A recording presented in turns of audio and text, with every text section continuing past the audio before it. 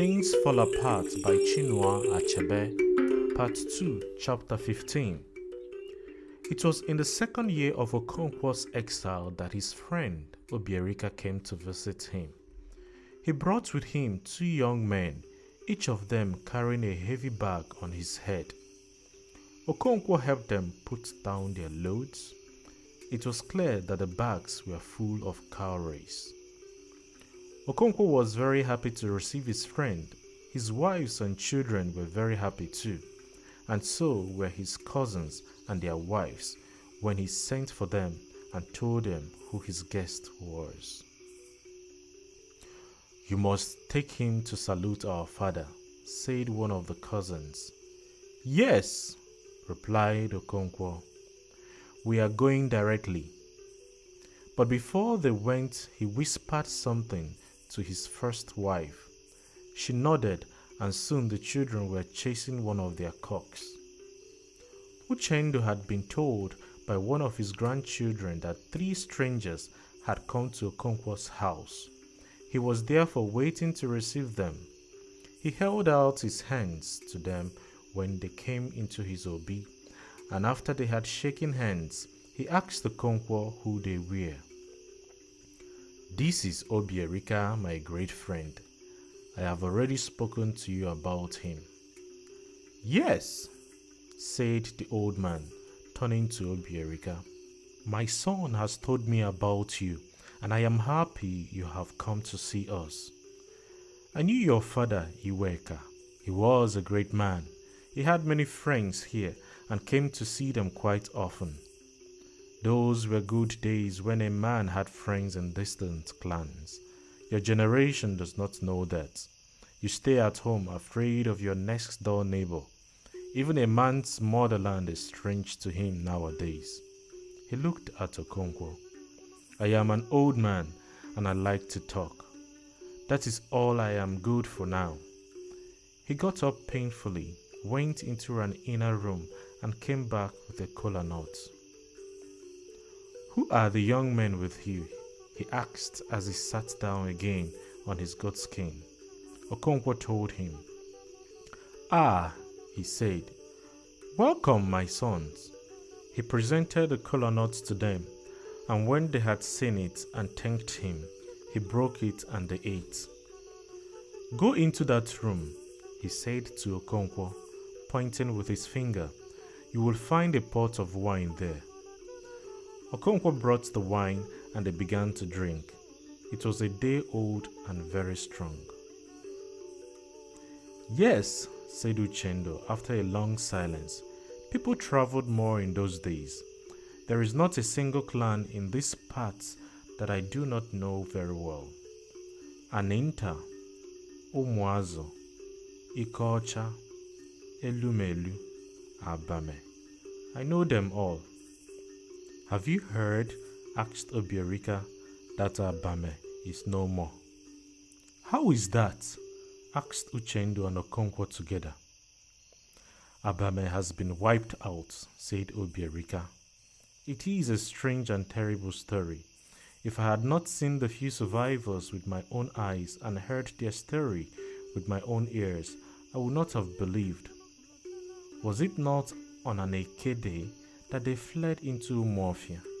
He asked his two companions, and they nodded their heads. 3 months ago," said Obierika, "on an Eke market day, a little band of fugitives came into our town. Most of them were sons of our land whose mothers had been buried with us. But there were some too who came because they had friends in our town, and others who could think of nowhere else open to escape, and so they fled into Umuofia with a woeful story." He drank his palm wine, and Okonkwo filled his horn again. He continued. "During the last planting season, a white man had appeared in their clan." "An albino," suggested Okonkwo. "He was not an albino. He was quite different. He sipped his wine, and he was riding an iron horse. The first people who saw him ran away, but he stood beckoning to them. In the end, the fearless ones went near and even touched him. The elders consulted their oracle, and it told them that the strange man would break their clan and spread destruction among them. Obierika again drank a little of his wine. And so they killed the white man and tied his iron horse to their sacred tree because it looked as if it would run away to call the man's friends. I forgot to tell you another thing which the oracle said. It said that other white men were on their way. They were locusts, it said, and that first man was their hamburger sent to explore the terrain, and so they killed him. What did the white man say before they killed him? Asked Uchendo. He said nothing, answered one of Obierika's companions. He said something, only they did not understand him, said Obierika. He seemed to speak through his nose. One of the men told me, said Obierika's other companion, that he repeated over and over again a word that resembled Mbaino. Perhaps he had been going to Mbaino and had lost his way. Anyway, resumed Obierika, they killed him and tied up his iron horse. This was before the planting season began. For a long time, nothing happened. The rains had come and the yams had been sown. The iron horse was still tied to the sacred silk cotton tree. And then one morning, 3 white men led by a band of ordinary men like us came to the clan. They saw the iron horse and went away again. Most of the men and women of Abame had gone to their farms. Only a few of them saw these white men and their followers. For many market weeks, nothing else happened. They have a big market in Abame on every other Afo day, and as you know, the whole clan gathers there. That was the day it happened. The 3 white men and a very large number of other men surrounded the market. They must have used a powerful medicine to make themselves invisible until the market was full, and they began to shoot. Everybody was killed except the old and the sick, who were at home, and a handful of men and women whose chi were wide awake and brought them out of that market. He paused. Their clan is now completely empty. Even the sacred fish in their mysterious lake have fled, and the lake has turned the color of blood. A great evil has come upon their land, as the oracle had warned. There was a long silence. Uchendo ground his teeth together audibly. Then he burst out. Never kill a man who says nothing. Those men of Abame were fools. What did they know about the man? He ground his teeth again and told a story to illustrate his point. Mother Kite once sent her daughter to bring food. She went and brought back a duckling. You have done very well, said Mother Kite to her daughter. But tell me, what did the mother of this duckling say when you swooped and carried its child away? It said nothing, replied the young kite. It just walked away. You must return the duckling, said Mother Kite. There is something ominous behind the silence. And so Daughter Kite returned the duckling and took a chick instead. What did the mother of this chick do? Asked the old kite. It cried and raved and cursed me, said the young kite. Then we can eat the chick, said her mother. There is nothing to fear from someone who shouts. Those men of Abame were fools. They were fools, said Okonkwo after a pause. They had been warned that danger was ahead. They should have armed themselves with their guns and their machetes even when they went to market. They have paid for their foolishness, said Obierika, but I am greatly afraid.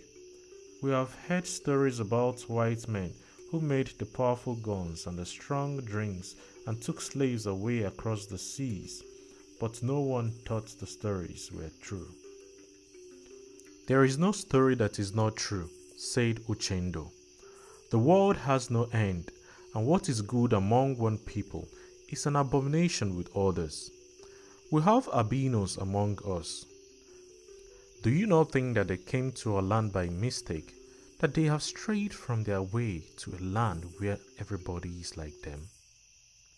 Okonkwo's first wife soon finished her cooking and set before their guests a big meal of pounded yams and bitter leaf soup.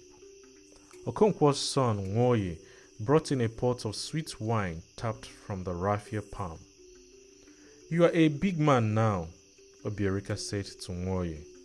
"Your friend Anene asked me to greet you." "Is he well?" asked Nwoye. "We are all well," said Obierika. Ezima brought them a bowl of water with which to wash their hands. After that, they began to eat and to drink the wine. "When did you set out from home?" asked Okonkwo. "We had meant to set out from my house before cockcrow," said Obierika. But Nweke did not appear until it was quite light. Never make an early morning appointment with a man who has just married a new wife. They all laughed. "Has Nweke married a new wife?" asked Okonkwo. "He has married Okadibo's second daughter," said Obierika. "That is very good," said Okonkwo. "I do not blame you for not hearing the cock crow." When they had eaten, Obierika pointed at the two heavy bags. "That is the money from your yams," he said. "I sold the big ones as soon as you left. Later on, I sold some of the seed yams and gave out others to sharecroppers. I shall do that every year until you return. But I thought you would need the money now, and so I brought it. Who knows what may happen tomorrow? Perhaps green men will come to our clan and shoot us." "God will not permit it," said Okonkwo. "I do not know how to thank you." "I can tell you," said Obierika. "Kill one of your sons for me." "That would not be enough," said Okonkwo. "Then kill yourself," said Obierika. "Forgive me," said Okonkwo, smiling. "I shall not talk about thanking you anymore."